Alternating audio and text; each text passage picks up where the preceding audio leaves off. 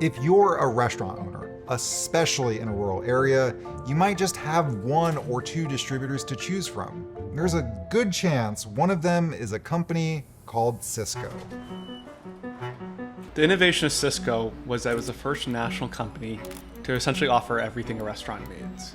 Back in the day, someone like Ellen might have one distributor for butter and another for eggs. But Sysco is what's called a broadliner, supplying everything from paper products to meat and produce. Sysco was a merger of 9 different wholesale restaurant distributors with kind of the explicit goal of making a national player. That was in 1969. Fast forward to today, and Sysco has grown so much that it really only has 2 other competitors in the national space.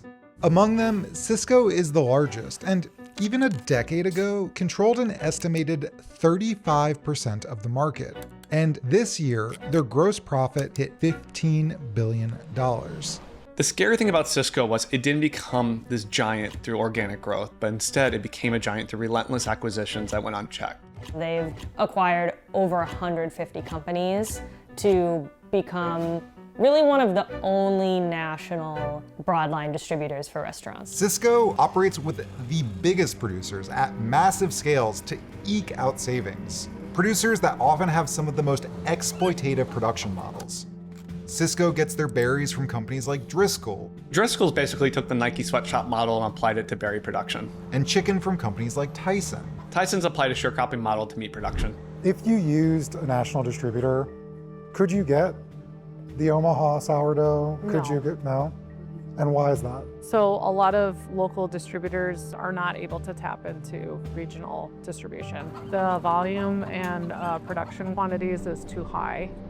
Seafood is the best example of this. Many providers to Sysco have been accused of engaging in slave labor. Basically, any dark part of the food system has moved offshore, which makes policing it really, really hard to do. But Sysco doesn't just source shrimp and strawberries. They have their own line of mass-manufactured frozen foods. Frozen food, it turns out, isn't just a facet of the Sysco business model, it drives it. I don't think Americans appreciate that frozen food allows these long exploitative supply chains. In the early 2000s, Sysco was buying jalapeno poppers assembled in Mexico for well below minimum wage and shipped frozen all over the country. It allows a race to the bottom in terms of labor standards and pay. Don't get me wrong. You've probably had a frozen Sysco meal and thought it was totally fine. But the point is, in this giant food system, something is being lost. Regional variety, local jobs, local businesses, and just having a unique meal, a meal that's different.